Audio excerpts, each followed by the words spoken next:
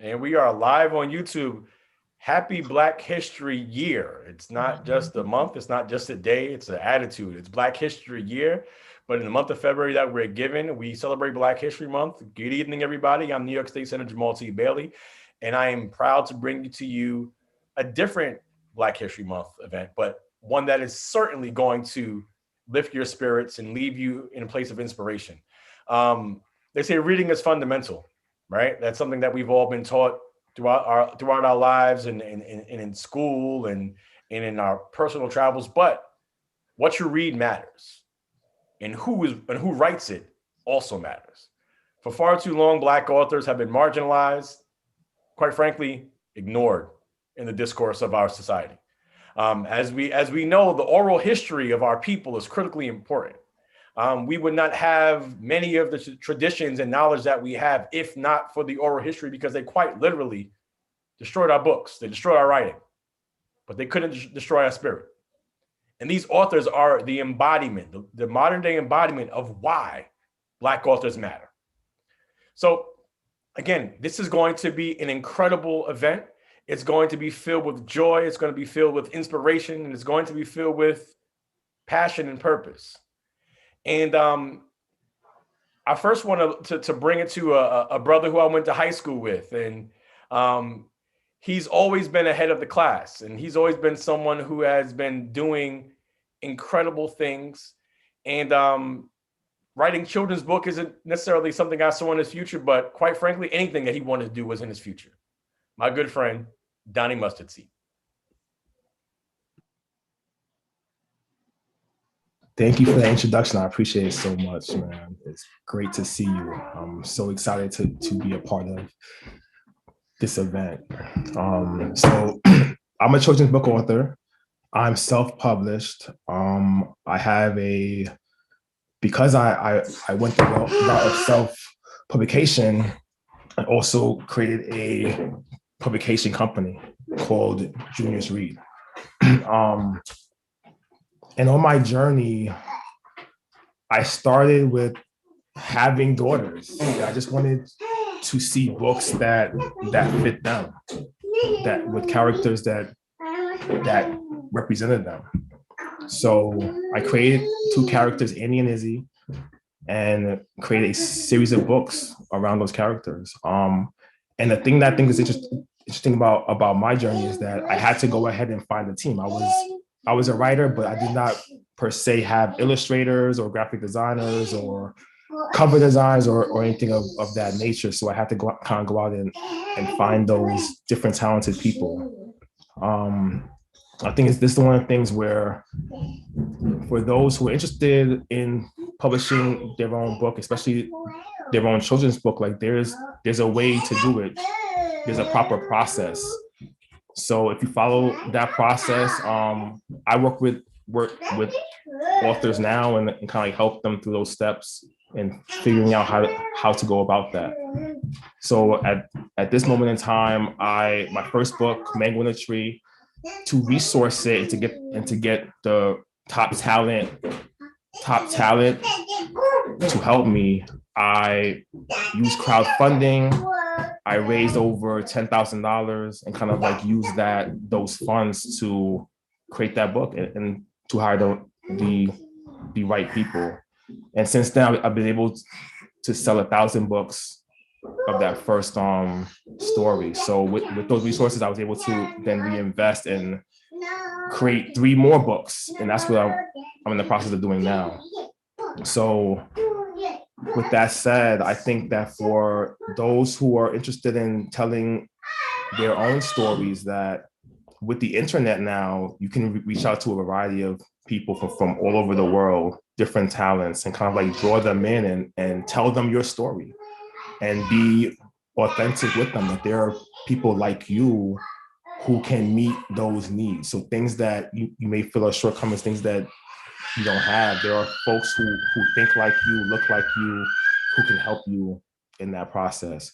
So I'm sure, like in this process, we'll talk more about children's books, and there will be questions that I'm definitely open to answer and helping anyone along in that process. Thank you. Well, thank you, Donnie. And before, I don't know if everybody saw my background. I'm gonna move out the way just so you can see, because I think I'm covering it up a little bit. Read Black. Like and it's not saying don't read other people, but this is Black History Month, and we have to celebrate the journey that we've taken. And another sister who's going to tell you more about herself. And I forgot to, in my excitement, to get to I usually speak for a little bit longer, but I wanted to get out the way. I forgot in my excitement, these authors are going to speak to you about who they are, what their journeys are, and then we're going to get to some questions. So if you have questions, drop them in the Q&A if you're on the Zoom, and just let us know if there's a question that you have for each of these amazing authors. So and I forgot to get that out of the way earlier. The next author she's going to speak to you, her name is Venice Garner. Venice. Yes, hello everyone. I am delighted to be here. My name is Venice Garner Moore. I am a licensed therapist and spiritual life coach. I am a three-time author, and I currently live in Connecticut from the Bronx. And the journey to publishing for me was unique, and it started early on while I was in high school. I love poetry, wrote a lot of poems for some of my friends, to the point where I compiled so many books. And then my friend said, "What are you doing with these stacks of poems?" And I ended up publishing a book while I was in college. So my first book, Because I Am Different, is a poetry book, a collection of poems, and from a young girl's eyes. And my second book, entitled Embracing My Difference, is based upon my private practice in which I own in Connecticut, to encourage people to embrace their true selves and the patterns that they may have ignored, and just breaking some of those patterns that we have had as a culture. And as a therapist, the importance of mental health and actually telling your story and releasing the fear behind that. And I'm sure we'll get to that a little bit later. Some of the reasons behind the writing, and telling our stories. And then my last book came from the pandemic of us being forced into isolation. As a therapist, I've had so many clients come in who have been, well, virtually come in, of course, who have been forced into isolation, have increased anxiety and depression. And I said to myself, why don't we utilize this time of being still to look within and to work on yourself? And the workbook, the self-love and self-healing workbook, challenges the readers to ask themselves specific questions about past trauma, relationships concerns, ancestral patterns that they may unconsciously be unaware of, and how they could break those patterns while trying to, take in the self-care aspect to grow stronger within, and to actually walk in their purpose and utilize this time that we've been forced into isolation to actually start to move into who you are and the truth of who you are. So again, I'm delighted to be here, and I'm looking forward to answering your questions. Thank you, Venice. And the asterisk that you see, the asterisk is not because it's to be erased. The asterisk, which you can't see, and my body is covering up. The asterisk says that read Black, not just in February, every month of the year. And with that level of attitude, this next brother I'm going to bring up, he's going to tell you about why he does what he does and about how he is looking to empower people through his writing. The next author, Raquem Sabri. Good evening, everybody. Yes, my name is Raquem Sabri. I grew up in Mount Vernon, New York. I think there was a bit of foreshadowing in my father's selection of my name. I was named after the legendary rapper Rakim, and true to his style, I guess I followed suit and became a writer of sorts. I am a two-time author of the books Mentorship and Financially Irresponsible.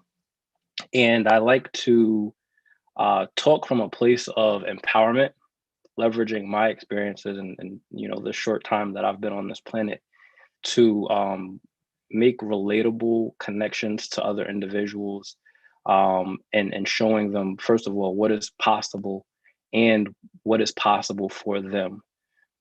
By day, I am a 10-year banking veteran. By night, I wear many hats. I contribute to some large publications like griot, an entrepreneur. I've been featured in Black Enterprise, Business Insider. I've delivered a TED Talk. So my mission is empowerment through, again, my experiences and sharing that experience in as many ways as possible through traditional and non-traditional media. But I'm very happy to be here, and my area of focus is financial empowerment. So I'm really excited to dive in and talk about that a little bit more as the night progresses. MC means move the crowd. And as a writer, you must move the crowd, Raquem. Thank you so much for coming up here. And the next author is an educator. It's a young lady that I know from the community in her spaces of looking to also empower young women. She's someone who knows me, and her daughter knows me as Giada's dad, because our daughters are in the same are in the same class. And that shows how small this world is, but it shows how great the need for people that are willing to tell their stories. Miss Esther Yema Brown. Good evening, everyone. Thank you, Senator Bailey, Jocelyn, Nancy, and the whole team.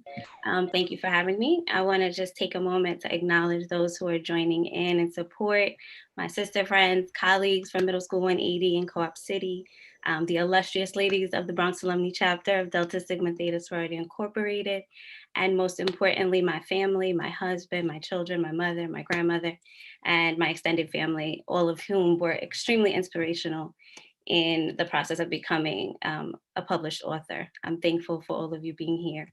I feel like it is extremely fitting that the 2021 Black History theme is Black family, representation, identity, and diversity.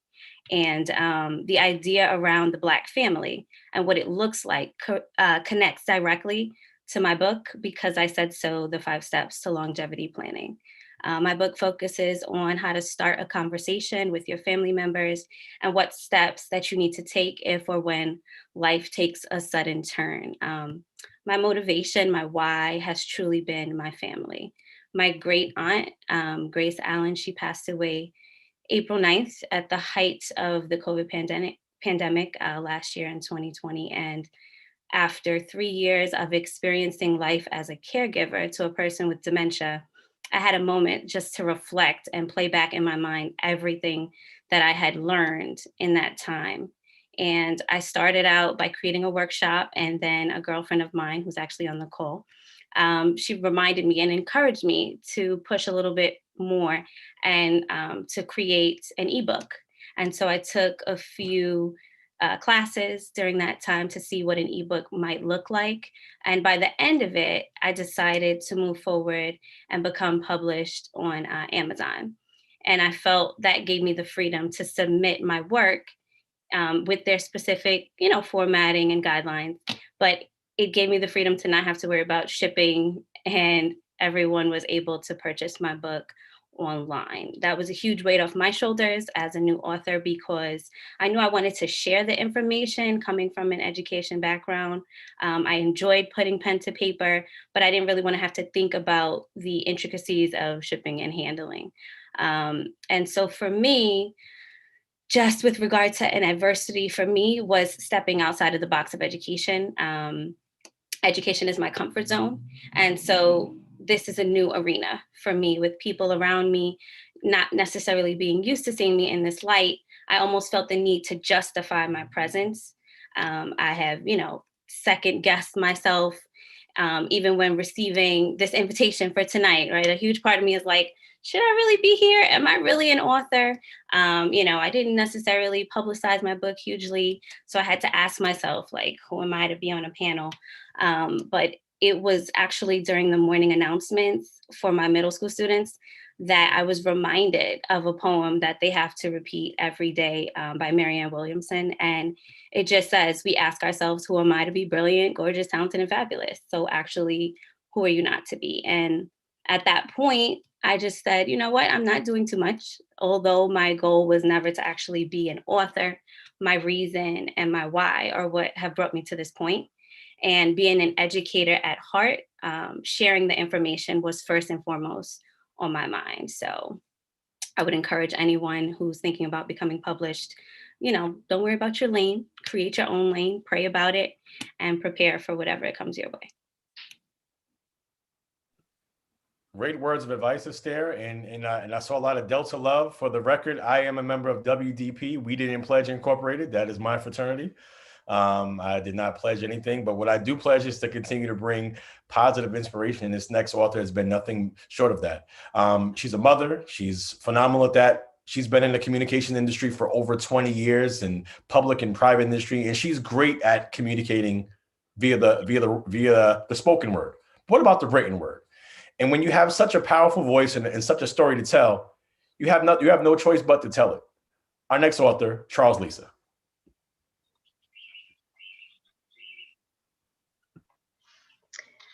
Good evening, everyone, and happy Black History Month to all of you who are watching. Thank you, Senator Bailey, for your awesome staff and for inviting me to be a part of this panel today and just take part in this event with so many talented and melanin-filled people. So thank you for that. My author's name is Charles Lisa. That's 2 words, 1 first name. And yes, for those who may have been asking yourself, my father's name is Charles. So that's where the name comes from. And I am the author of a memoir titled A Product of a Pimp and a Prostitute: My Forgiveness Journey. This is an inspirational book about forgiveness, and I demonstrate this topic through my life's story. So today I'm going to just briefly tell you a little bit about my book, talk about my journey to becoming a published author, and how I am celebrating Black History Month. So just to give you a little background, I was reared by my maternal grandmother since I was 6 months old. And as the title suggests, my mother was pretty worldly and unstable. So my grandmother knew that being brought up by my mother in her care was not the best option for me. So she took me in. Now, this book has themes that, unfortunately, we know all too well in our community, and that's themes of drug abuse, the criminal justice system, living in non-traditional households. And I know, Senator Bailey, you can attest to this crisis that we experience since you sit on a task force dealing with addiction and overdose prevention, as well as the Crime and Correction Committee. But my book reads like a letter written to my mother. And in it, I tell stories of our limited interactions over the years because of her absence and that impact that it has had in my life. So often we look at these topics from the addict's viewpoint, and we debate whether it's a crime or whether it's a health issue, whether we should lock them up or whether we should treat the symptoms. But how often do we stop and think about what the children go through who are left behind, or what the caregivers go through who are left with this burden and a blessing? Now, I say it's a blessing because I think that it's a blessing from God to be able to pour into the lives of children, but it's also a burden nonetheless because of how it is sometimes unexpected and also done with limited resources. So that's the gist of the story, but the story doesn't stop there. I did say that this is a memoir about forgiveness.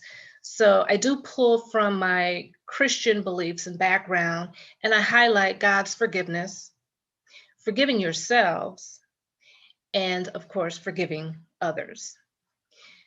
Now, just a little bit about my journey to publishing. I released my book in April 2018.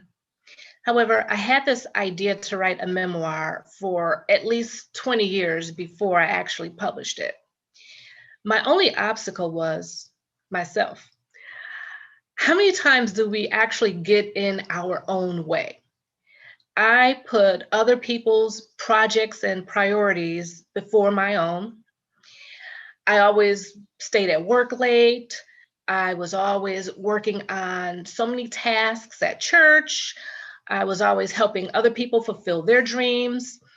And I just put my own work on the back burner. And so by the time I, did all that, I was just too tired to even write. But at last I did, and finally got it published. My lesson learned, and this is a piece of advice for anyone who has an interest in becoming a published author, is to prioritize your life's load where your dream is pushed to the forefront.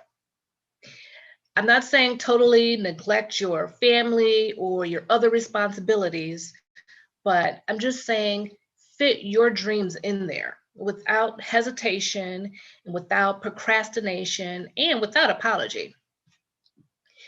As I researched potential publishing companies to work with, I realized that I didn't want to give up the kind of money or control that they were really commanding. So after I looked with introspect, I said to myself, you have a degree in communications. You've been writing and editing your entire career. You have graphic design experience. You have a desire to be an entrepreneur. Start your own publishing company. And so that's exactly what I did. In 2018, I did just that. And I became my very first client for King Jesus Press, LLC. And now I help other writers become authors as well. I am constantly encouraging people to tell their stories. I tell people all the time, everyone has a story. As a matter of fact, when I was doing in-person book signing and book events, can't do much of that now with COVID, but I would always write, when I sign, I would always write, everyone has a story. What's yours? And I did that to kind of encourage people to really do the same. Another bit of advice that I would give would-be writers and authors, especially if you're writing memoir, is to just be bold and be brave. Find your strength to tell your story. It's a very vulnerable position to be in, and yes, your story will help someone else. Just make sure that your memoir is not about you, but about a specific topic. Your memoir shouldn't be about you, but how your story can help someone else. And lastly, as I leave you with one last thought, and that's on Black History Month, which is why we're here today, I am one of those people who believe that Black history is American history, and it should be celebrated every day, every month, and not just 1 month out of the year. The very definition of history is a record of past events and times, but I don't believe Black excellence has a stopping point. I don't believe it's a thing of the past. And so I can learn about Madam C.J. Walker, but I can also celebrate the Black-owned company that makes the hair care products that I currently use. I can learn about George Washington Carver, who excelled in agriculture, but I can also visit my favorite Black-owned farm right here in upstate New York. While I'm happy to learn about Harriet Adams Wilson, the first Black person to publish a novel in the US, I'm happy to promote Naria White, a young Black gifted 9-year-old author in Buffalo, New York. Thank you. Thank you, Charles Lisa, and we appreciate that. And when you're speaking about young authors, this the last person introduced themselves, but definitely not the least.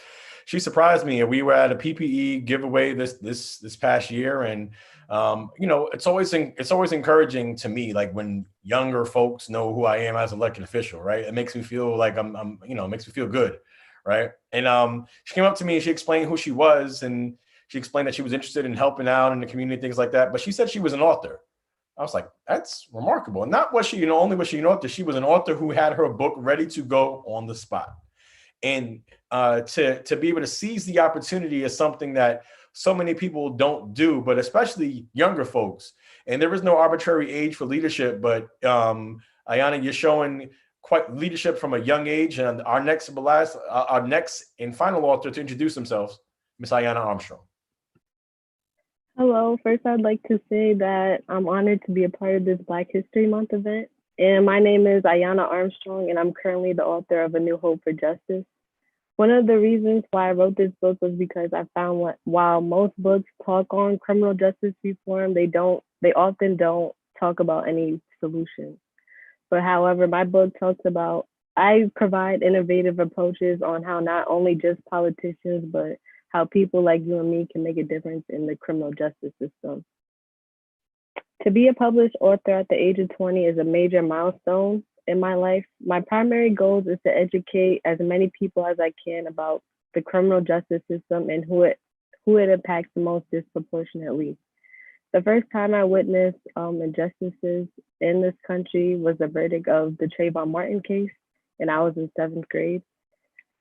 I saw a 17-year-old boy who looked exactly like me get failed by a system who was meant to provide justice for everyone. Lastly, I started my journey to writing my book, A New Hope for Justice, in 2018. I courageously made the decision to leave my publishing company and I was associated with at the time and decided to self-publish on Amazon in 2019. Since then, I've had the opportunity to use my platform to educate others, talk to my youth at my local church in Mount Vernon, and appear on my local radio shows such as the Black Westchester and the Red Blue Table Talk. Again, I'd like to thank Senator Bailey and his staff for inviting me to speak for this Black History Month event and to be on a panel with other accomplished Black authors as well as insightful, powerful, and inspiring. I look forward to answering any questions. Thank you, Ayanna. And just so thank you all for the introductions of yourselves. And we're just going to have some questions. We're going to have a dialogue. I'll pose a question to one of you, but any of you should feel free to jump in and add your dollars worth, because we got more than 2 cents on this panel. All right.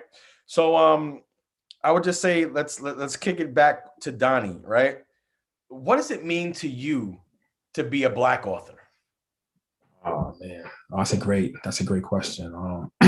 I love what Charles Lisa had to say actually. So I think for me, I consider myself a Christian author first, a Black author second. So it's kind of, those things are, so in my books, like my faith permeate my story. The reason why I chose the name Donnie Mustard Seed. If you look at my books, like there's elements of Christ throughout the stories, although it's not plain, I fit it in there.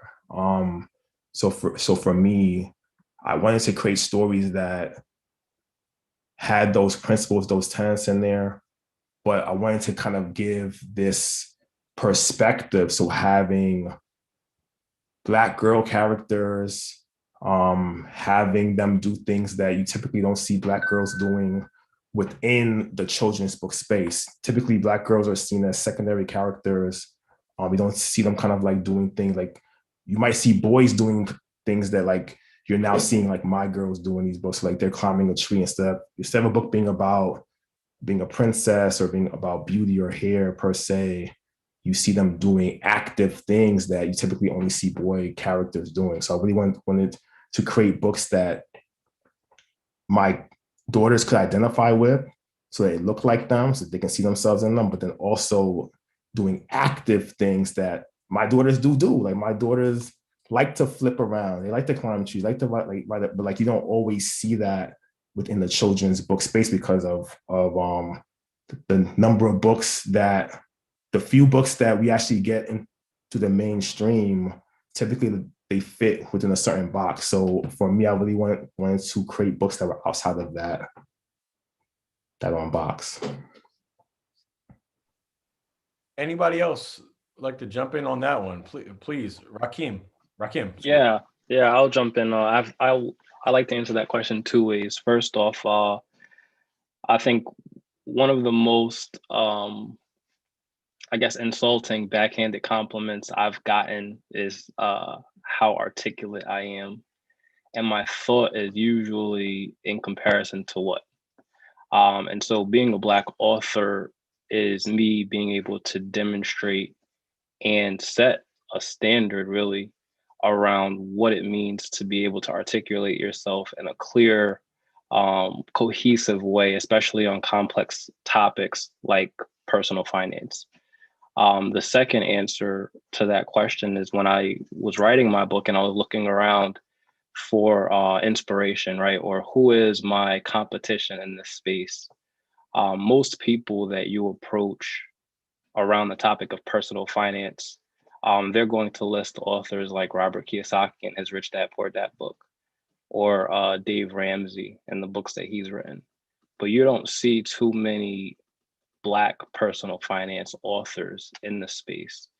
And so when I analyze who is the audience that these authors are speaking to, right, when they create their programs and they are advertising to us, Black people, are they really creating the content with us in mind? And so I thought it was important for me to write a book on personal finance, acknowledging not only the structural and institutional barriers to success that we see in personal finance, but also talking about ways to navigate around or through that using relatable experiences. And so I was very deliberate in the illustration that I use. I have a big picture of my face on the cover of the book.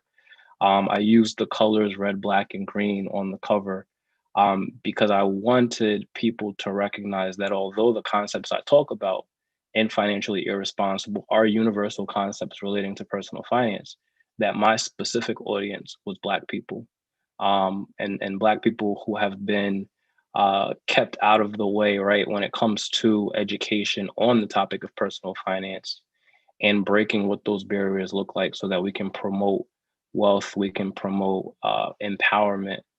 And that to me is the ultimate mission when we talk about representation and how that matters in every avenue, but particularly in personal finance. Senator Bailey, I just want to follow up on Raquem because I think leading from the personal finance aspect and moving into the longevity planning, which is what my book is based on, I think it's important to note that as a Black author, I am seen as a woman first and then a Black author. And so having the title of mom, of daughter, of girlfriend, of sorority sister, right? The information is shared through those avenues. And so I felt that as someone who is an educator, my book should be structured in a way that is a discussion more than a text. And the planning tools that are in the book are what really push families to have those difficult conversations, mainly because reaching the Black and Brown community when it comes to sharing information is a huge hurdle. A lot of times, you know, families of color want to keep secrets. And so we don't know what grandma has under the bed. There's no conversation about who the beneficiaries are. And it is often frowned upon when you attempt to have those types of conversations. And it is not until, you know, somebody posts a GoFundMe that there is a knowledge that there is no funding to make sure that this family member can be remembered in a positive light. And so I want to dispel the idea that planning for longevity means that someone is planning to steal all that you've worked hard for. It is necessary to ensure that we leave positive memories and plans for our children, as Raquem said, you know, to establish generational wealth within our community. That's not going to happen if we don't speak about what it is that we want and what it is that we expect from the people we are leaving on this earth. May I piggyback on that, if you don't mind? I know that there's a few of us on this panel. I have to just go behind my soror here and say that, you know, as a therapist, what we just started speaking about is just so profound. You know, when I think about being a Black author, the first word that comes to mind is legacy. We have just spoken about generational wealth, financial wealth. and being okay with being vulnerable, sharing your stories and your experiences and your feelings. Oftentimes, when people come into my office, they are hesitant because, again, we have been taught not to talk. It has been something that has been looked upon as taboo, when in all actuality is essential, especially if you think about the legacy. What we have created as Black authors today is something that our children, our grandchildren, nieces, nephews, and family members could look at and hold a tangible item in their hands, actually touching the words because of a story that was birthed out of our being. And that is beyond powerful, because the legacy piece of that, whether it's the financial or if it's the emotional or if it's the educational or the spiritual, it's a part of us, and it's something that we're able to pass on with the generational wealth as well. So I just wanted to piggyback on that because it was just amazingly profound to hear. Thank you. Lisa, Ayanna, anything on this topic? Don't feel like we just keep the conversation free flowing. I like that legacy piece. I like that word that Venice used, because I looked at my book as a legacy piece. I know that I talk about the relationship between my mother and myself, but I also wanted my book to serve as a way of healing for other family members. So when I think of the divisiveness in my own family, with various different family members, when I think about how many people were raised by folks other than their own parents, and maybe some of those childhood trauma issues that they have today, I really wanted my book to serve as a place of healing for them. And so when you said legacy, that triggered that thought in my head, because it's something that they can have on record, forever, whether they receive the message now or whether they receive it later on when they're, spiritually mature enough to do so. It's this piece that I put on record. And I said, if I don't write another book, which I do plan on it, but if I don't write another book, I have this record. To me, it's a family record, just like a family photo album. And it's something that I wanted to serve to just help, obviously other people in my family, but those outside of my family as well. And one other thing I'll say about that, being a Black author, before I actually published and I was putting everything all together and figuring out my design and how I wanted to look, I was asking the advice of others. And I picked up a book from someone else that I know who's a Black author. And I said, hey, you didn't put your picture in the book at all. Was that intentional? Was there a reason why? And he didn't mention any particular reason why, but it had me thinking, hey, I want my book to be appealing to all races and not just, Black people. So if I put my picture in the book, this Black woman, would it appeal to the masses? And so I kind of went back and forth in my head on that. Obviously, I put it in there. But that was just something that I had to, go through in my mind as a Black woman, publishing for the first time, no one knows my name. Will it have mass appeal with various audiences?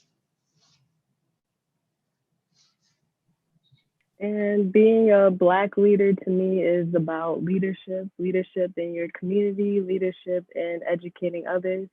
And I felt like as a Black woman, especially in America, as we've seen over the past year with George Floyd, Breonna Taylor, so many injustices have been impacting the Black community. And I feel like it was important for me to write this book and to give a voice and to educate people on the injustices in the criminal justice system, and also on what steps that we can do to make a difference and an impact on the community as well. And so, I'll editorialize for a minute just to keep the conversation going. You mentioned about brand names, and I just want to be very clear. We should be more content focused and understanding that people have the ability, because at some point every brand name that we know, we can't mention brand names, they started out not being a brand name. They started out being something that somebody didn't know, and being something that was proven to be great because people believed in it, and because people supported it, and because people were able to say there is value in this. And Ayanna, I think you've hit the nail on the head when we talk about the summer of Floyd, so to speak, where people realize what we've all realized on this panel, that Black lives have always mattered and they continue to matter. And this moment in history, this is not something that we can let pass us by. So what I would ask, I guess, in reverse order, starting with you, Ayanna, is that if you're giving a bit of advice to someone that wants to start out, I want to be an author, what would you say to them and how to get started? One piece of advice I would let them know is like to figure out what you want to write about and find something that you want to write about that you're passionate about. So I feel like I've always been passionate about criminal justice reform. And I feel like that's mostly due to like my dad being in the justice system. He's currently a judge right now. And I started taking criminal justice courses in college. I'm currently pursuing my bachelor's degree in political science, and I'll be graduating this May. But I feel like it's important to know what you're passionate about. And once you have that idea, stick to a strict schedule about how much things that you want to write. It's important to do research and know as much as possible about the topic as possible. Anybody, feel free to jump in. I can jump in. I think for children's books, I have some favorites. So one of my favorite books growing up was the author illustrator team is Leo and Diane Dillon. And I used to have this book called The People Could Fly. So I love that book. And I dedicated one of my books to them. The idea for one of my stories really came from that folk tale. So I think one of the things that I did, because I wasn't a children's author before, I was kind of I wanted something for my kids. I thought that if I put my mind to it, I could produce something good. And what I did was just study. For my kids, I bought over 300 children's books. I just started buying all the Caldecots, everything I can get. I was just buying them, all the major series from Babar to Winnie the Pooh to Seuss, whoever. And I started to just study them. What are they doing? How are they making me feel this way? How are they using words? How many words are there on each page? What kind of meters are they using? How long is the book? I really let me dissect the book. Let me work backwards. And once I kind of figured out what the formulas were that they were using, I applied that formula to my story. So kind of okay, it has to be this long, it has to be about this many words. And I kind of just started to use that formula to figure out, well, what will work. My covers, for example, a small thing in my cover, Seuss, but you don't know, he hand drew all his titles. So if you look at Cat in the Hat, the A is different because he hand drew the A's. So my title is it's hand drawn. It's small things like that where it's a detail thing, but there are things that people are, you don't get it, but your eye appreciates it. So I just spent a lot of time, I think what Ayanna was saying is spend a lot of time just researching. Let me put that time in now, understand what's happening in this space and figuring out, well, how can I fit into it? So I think I did a good job for as an independent publisher of doing that. It's fitting into a particular space. And again, I think the conversation before is about legacy. So doing something that I 100% own. I didn't sell 1 million copies, but I 100% own the copies that I did sell. And now I own everything. So my kids potentially can pick it up and reprint. The first printing is all sold out. They can reprint it and keep selling it, right? So because we own it. So I think for me, that was kind of my process. I think for anyone that's looking to do a book, start with what you like. Why do you like it? and ask those questions and kind of like answer them. And as you answer them, figure out, well, can I also do this? And if I can't, can I find someone that can understand this to help me to do it?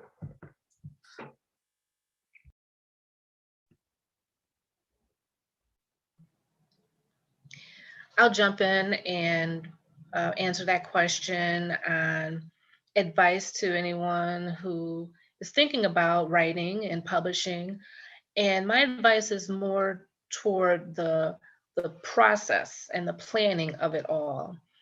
I would suggest that you give a lot of thought to that, from anything from your space that you have, the amount of time that you have throughout the day to write, the type of equipment and the tools that you have to get the job done. All of that plays a part in whether you'll experience a lot of frustration or a little frustration. You're going to have some, but you can minimize that frustration by just making sure you have the right environment. If you know that a certain time of the day is the noisy time in your house, and I know it's hard with COVID right now and most people working from home and doing school from home, but you have to try to find that space where you can write. And maybe it's a particular time of day, but make sure you're committed to that and being consistent with that. You don't have to carve out 2 hours of the day. It could be a half hour. Anything is better than nothing, and that will help you just get 1 inch closer to your goal. I recall using my lunchtime at work to actually carve out time to do some writing. My husband had bought me the little tablet, convertible tablet with a keyboard, and I would take that into the library at work and just knock it out, a little at a time, But having that tool helped me to be able to get the job done. So again, make sure you have the right tools, make sure you carve out enough time to actually, get the work done. I have to admit that it took me a little longer than I wanted to actually complete my writing, but you want to just make sure that you have everything that you need to prepare. Thank you. So, we had a specific question for you, Charles, Lisa, and Esther about, I guess, what advice would you give to, again, an aspiring author, and if you can share some of your process, like again, and you shared and you broke it down a little bit, but and I guess this could go for everybody. When you're in that zone, how do you get in that zone, in that author zone where you're when you put pen to paper or fingers to keyboard, however you do it, how do you get in that zone? I neglected to say this in the last comment in my process, but the first part of my process was always to pray. That was the very first thing that I did. I don't care if I sat down and I only wrote a half hour's worth of work and then I went to take a break and came back to it. I prayed over it some more. That is the beginning of my process. I wanted to make sure that I was led by God the entire way. I wanted to make sure that every word that I wrote was inspired. Because when I sat down, there are times I didn't know what I was going to say. So it wasn't until that moment when I'm in that process that the words would come about.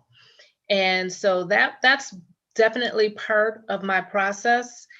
And I would suggest that for anyone. I know that, not everyone is of a Christian faith or other faiths, but tap into that spiritual side for that guidance. And I promise you, it will help you when you're experiencing that writer's block, when you don't know what you want to say or don't know what you want to write about.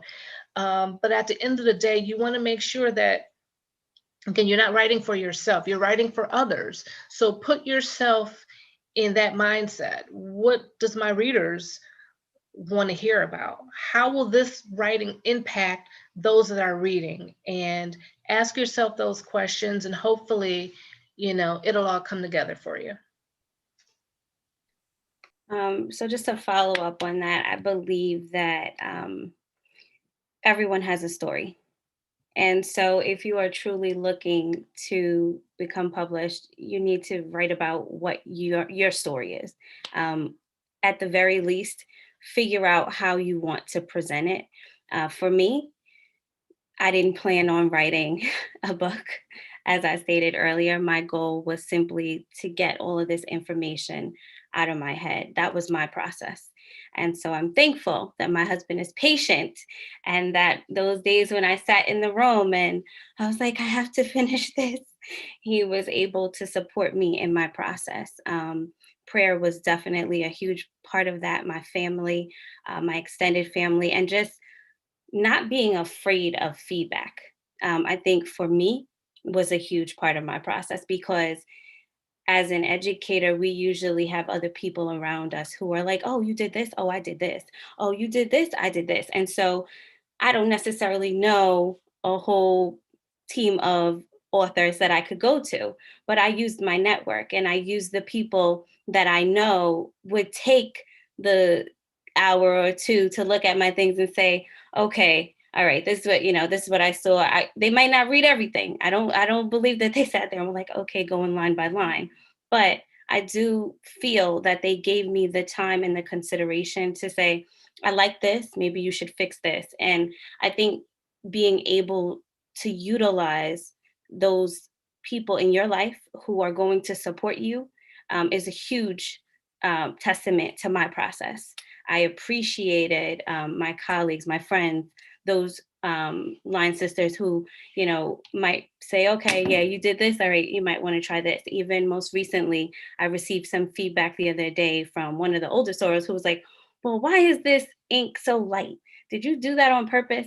And I'm like, you know what? I'm going to go back and I'm going to make it a little bit darker so that everyone can truly receive the message from the writing. And I think it's important to operate like that, not just in your publishing, but just in life, being able to receive feedback and continuing to push yourself to be better.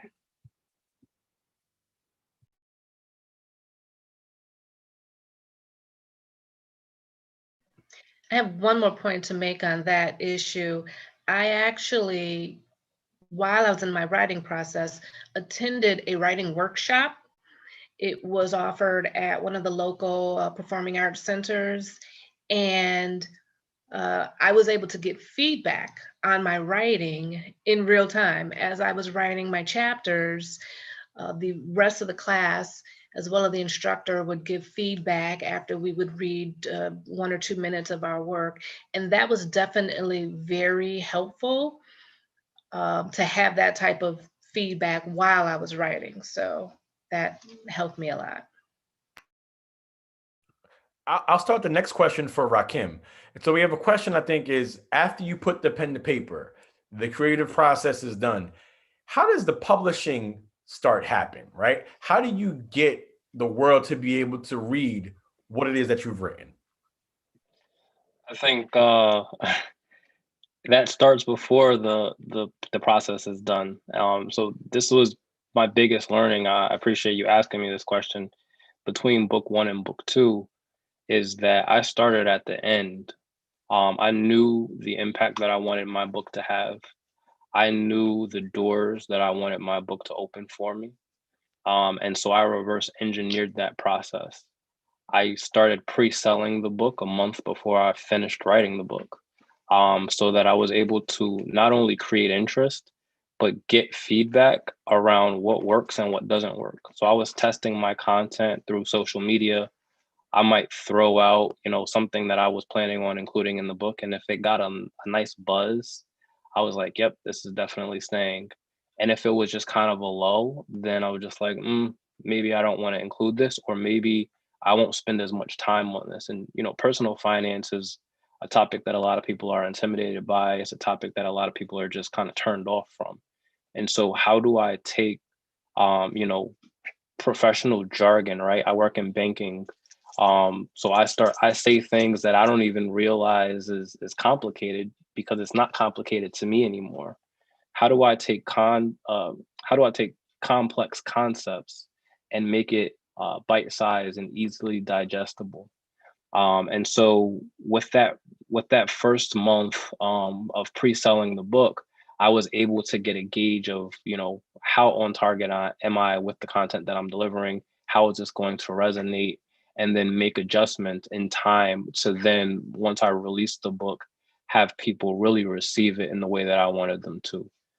So I would say, again, for any aspiring author, start at the end, know what your desired end result is. If you're writing the book for other people, if you're writing the book for you, then there are no rules, right? Like anything goes, you put it down.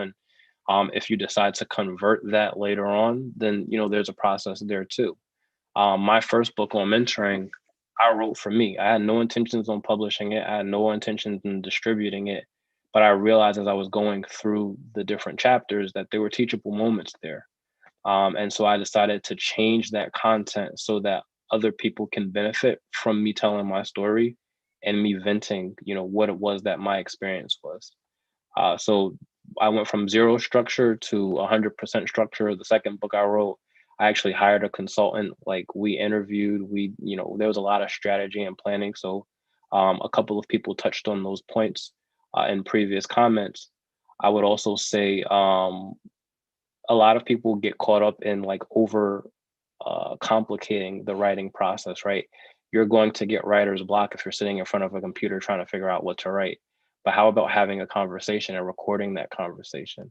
Or maybe just recording your voice around the topics that you want to discuss and then later transcribing that.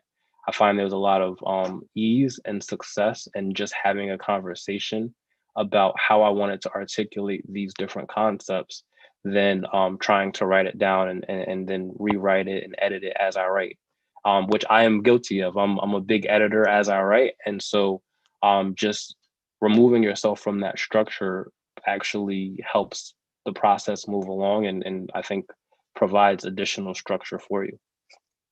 So Venice, you've spoken about your amazing skill set outside of being an author, and I would say that combined with that, with those skill sets, right, that you have, I guess what experiences that did you draw on from your personal experiences in order to make you a successful author? Mhm. One of the biggest pieces for me is releasing the fear that could be attached to telling your story. When you are telling your story, I know for me that those pieces were very personal to me. Being in a profession in which I'm very private because I support others in their journeys, my business is called Embracing Your Difference. So I had to challenge myself and ask myself, with this business being called Embracing Your Difference, appointing people to embrace their true selves, embrace the good, the bad, the ugly, the great, to be able to walk in their purpose. How have I done that? And if I haven't, why haven't I done that? So I had to go through my own personal journey with my second book, because it was entitled Embracing My Difference. And I had to go to a place where I was completely vulnerable in why I named the company Embracing Your Difference. It was truly about me, embracing the truth of who I am and releasing the fear that was attached to just, mental health challenges, the reason why I became a therapist, and holding on to family secrets. When you hold on to, situations, people, and places and experiences that no longer serve you, it can also be a hurdle. And even though I was successful in my business, there was a part of me that I kept feeling God tug at me. And I had to speak with God about that. So it took a lot of prayer and it took a lot of moving and trusting myself as I was trusting God. So, it was one of the greatest things that I've ever done, is to trust myself and trust the process and getting out of my own way. So that was just one part of my second book. That's amazing. And to be able to get out of our own way sometimes is something that it's difficult for all of us to do, especially if you are looking to, I guess, predicate your livelihood on it. So I think that's crucial. But one of the things I guess I wanted to ask to anybody, I'm just going to throw this out there. Depending on, whatever you do, you have somebody you look up to. So I would ask you, not your personal heroes, but who are your literary heroes? And if they happen to be your personal heroes, so be it. Who are your literary heroes or sheroes, excuse me? Let's start with Ayanna. I don't have a specific literary hero, but I grew up reading a lot of books. So I felt like every time that I read a book, whether it's fiction or nonfiction, I felt like I was in the author's mind. So I was able to understand why they wrote the book. And I felt like it was like an escape to me. So I just feel like reading was one of the important fundamentals in my life, which is why I'm a good writer. And I ended up writing a book.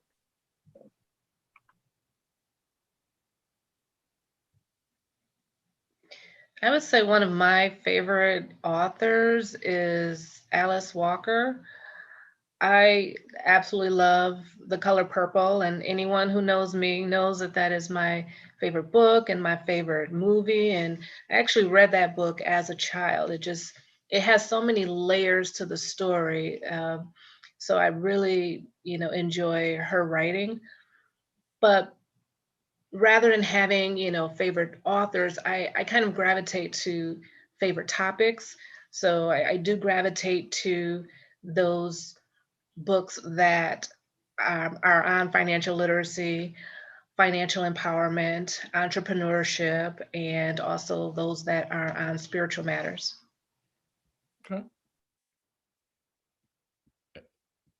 Anyone else? Sure, I can. Please go ahead. Go ahead. I was just gonna say, growing up, my mother had me read Harry Potter to my siblings in the house, and that became one of my favorite series because of the descriptions and the writing and just the way the stories came to life. But as far as the type of writing that I enjoy, I really enjoy poetry, and Nikki Giovanni has always been one of my faves. But I don't necessarily like self-help books all the time, which is interesting because I wrote one. But I would say that I tried to keep it afloat by adding little anecdotes from my own life and my experiences with my great aunt, my grandmother, and my mother, and my children, because they were a big part of that too.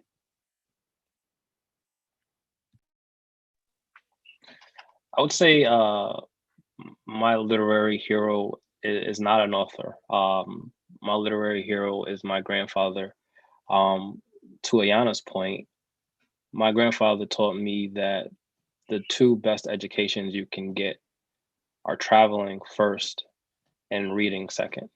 And so he always underscored the importance of travel and the importance of reading. He introduced us to very sophisticated text at a very young age, and he charged us with sharing what it is that we knew, whatever knowledge or wisdom we came across. He would ask, did you sneeze in anybody's face today? Using sneezing as an analogy for spreading, good germs of knowledge. And so I try to embody that charge anytime I write, anytime I speak, and sharing something that is going to add value, enlighten, make a difference. I do like self-help books. That's actually my favorite genre, although I do remember growing up, and for whatever reason, in the 90s and early 2000s, there was like this stigma around people who read self-help books that said, they were like the weirdos or the people who, needed help, the abnormal ones. And because I like self-help books, I model a lot of the works that I put together and put out there after self-help books. So definitely a big shout out to my grandfather for instilling in me that charge and desire to share with others.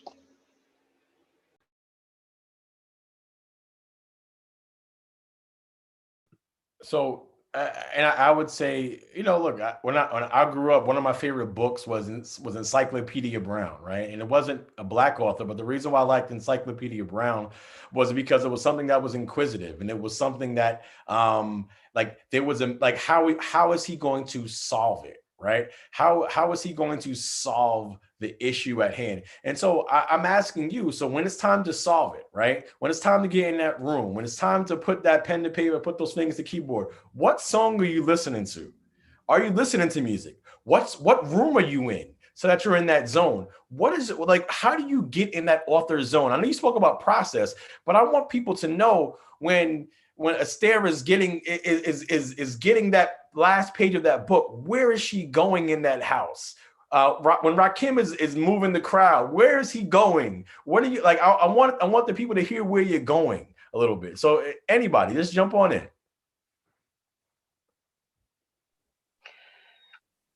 I would speak to, for me, I love water. I love quiet space. I grew up in a very busy household and busy city. So I like my quiet time. Um, I have 4 children, and I've created my own space where, in my house, I have my own, like, safe haven slash office slash room where they know, don't bother mom, don't bother me. um, but just for me, going into the zone, and even if I am at home or not, I like to meditate and go into my safe space. So if I need to visualize some water, if I need to visualize water um, falls, or whatever works, and some music, and of course setting my intention. I feel like intentions are powerful, and um, that's where I go. And then, other times I might just want to listen to some R&B music and just bring it back to just allow everything to flow um, effortlessly. So it really depends, but I definitely love my quiet time. That's a great question. I think for my stories, for children's stories, it took me back for a second because I wrote probably the first 5 or 6 or 7 stories just because I had twin girls who were newborns, and I would just be up late because they were up. So because they were up and it had to be quiet, I was trying to, put them to sleep. I would think about these stories for them. So a lot of the inspiration was like really being with them and kind of like just writing stories while with them, while being up late and not being able to actually sleep. So I spent a lot of time like putting pen to pad during those like early moments. Anyone else on this one, Lisa? I have a go-to song that I'll play when I really want to get in the zone. And it's obviously a gospel song, but it's called Stir Up the Gift. And when I listen to that, it hypes me up. I'm like, stir up the gift. Like, it hypes me up. So, it says God has not given you the spirit of fear, but the Lord has given you power. So when I listen to that song, I feel like, all right, now I'm ready. I'm ready to stir up this gift in me. I'm ready to write. I'm ready to go to battle. I'm ready. So that's one of my go-to songs right before I write. And it seems like each of you are stirring some people up, because we're getting a lot of questions in the chat and about people who seem ready to, like, they're getting ready to turn off their Zoom. They're getting ready to turn this off and go write their own book. And I say, just give us till about 7:15. We got a few more minutes before you start writing. Just pay a little bit more attention to these wonderful authors before you go out and do your thing. But we got another question from the audience about, like, I guess after, let's say, so I'm going to combine 2 questions. One question was, what are the challenges of having your own publishing company? And would you suggest starting your own or going with a big publisher? And, how do you find an editor? How do you get it hardcovered and illustrated? I guess that would be a combination question for anybody that wants to jump to it.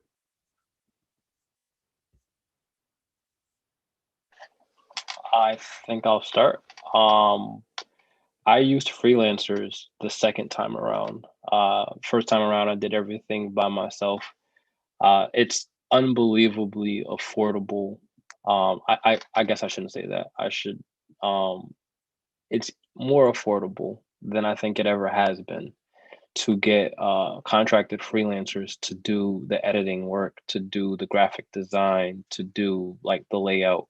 Um, a lot of legwork if you're doing it on your own. I did a lot of research. I tried a lot of different things. Google was my best friend. Um, but at the end of the day, it was a very seamless process, a very easy process. I did publish on Amazon. Amazon KDP makes it extremely streamlined and easy. It's a very intuitive system. So I think on that front, anybody can do it, and I think anybody should do it. With regard to publishing company, I certainly don't advertise to have a publishing company, but I did publish under my entity's name. And the benefit of doing it that way, in my opinion, over going with a large publisher is, you maintain control, right? We talked about legacy earlier. When I log in every day, literally, to check how many books were sold and what my royalties are going to look like, I know that really the only piece of the pie that I'm sharing is Amazon, right? Like they're taking their cut for printing and shipping. But I have control to remove it from Amazon. I have control to leave it there. I can go with a different print on demand publisher. And so for the impact that I'm looking to have on society, on the world, on the people that read my book, I want to have 100% control of what that looks like, what that sounds like, how it's delivered. And so you lose out on the benefit of the marketing that, the publishing companies do, or, the big names associated with being a part of, a publishing company. But you gain in, I guess, in return, that grind, that uphill battle to establish your own brand as, this author who's created this work, and you know that you did it off of your own merit. So that's my 2 cents. I think everybody that does publish should attempt self-publishing first. There's a lot of educational experiences in that process, but there's value in a different way with going with a publisher. So I hope that helps. I agree. I just wanted to follow up. I also used KDP on Amazon, and I felt that given just my lack of knowledge on what it would look like to work with a publishing company, I felt that it was the most streamlined option. And KDP, as Raquem said, you log in, you upload your work, and it remains your work, and Amazon distributes it. The benefit also is that you can go in at any point and say, you know what, I want to edit this part of the book, and the next 2 or 3 days, it will be edited for you according to your new template, and then it will be shipped out corrected. So if you made a mistake on something and you didn't realize it until 2 days after you publish, you can still go in and change that and make it better. And so for me, just as a new author, I think that was huge because it allowed me to say, I didn't realize that I didn't put this comma here. Let me fix that so that moving forward, all of the new prints will have it corrected. It also, they do take out a cut, for publishing purposes, but it gives you the option to just keep things in your control. And I invested in Canva, which I pay for monthly because I used that formatting to publish my book. When I first thought about doing an ebook, that was the one program that I found the most videos on. And so I was like, okay, let me see how this works. They have different colorful things that you can utilize. And I've begun utilizing it for other things at my job at school, just for posters or whatever else.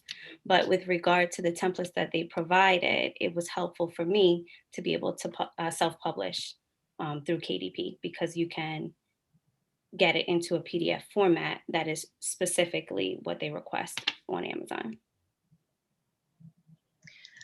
I would say that there are several different ways that you can publish.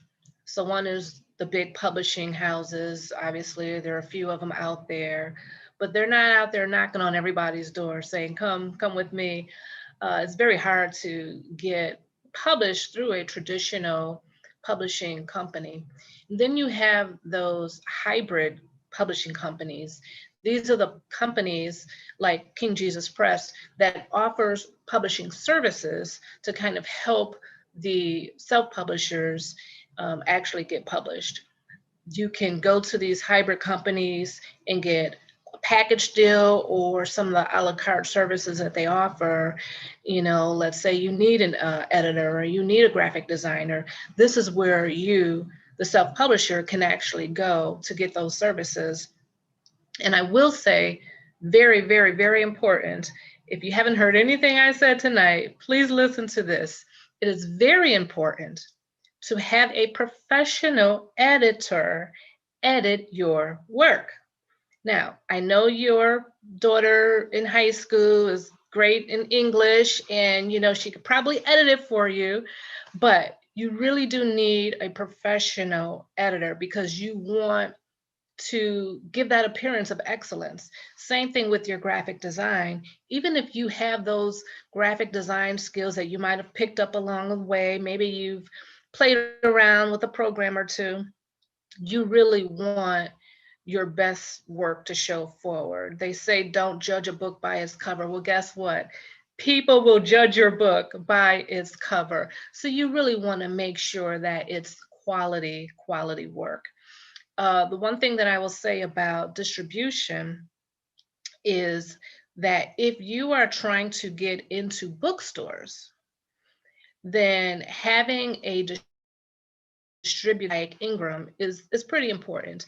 I know a lot of people go the KDP route and Amazon, but when you go and stand in Barnes and Noble, for instance, or another bookstore and say, hey, I want you to carry my book, they're going to say, well, who's your distributor?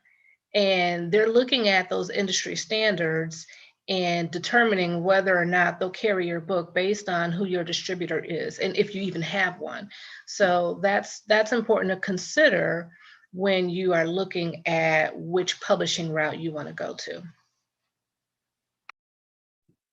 As we're up against not up against, we've passed the 7:15 time on this. I recognize that our panelists have lots of things to do, and quite frankly, they probably have more things to write. But I wanted to give each of them 30 seconds just to say something about the experience, about Black History Month, about something that they want you to go home with on their journey to becoming an author. Because I think one of the great things about this is that this one forum is going to create a brand new masterclass of authors. So I just want these current authors to speak to the new authors about something. So I guess we'll start with the way we came in. Donnie. Great question. So I think I would say that if you're a new author, like your perspective is needed. Like your POV, is 100% needed. Your experience is needed. Just do the research, do the work. Like you can create an excellent product that we want to read. So I would just say that kind of move forward, go with it, and we would love to hear your perspective. All right, Venice. I would say don't be afraid to utilize your voice. You have something to say that matters. So get out of your own way and get to writing. Raquem.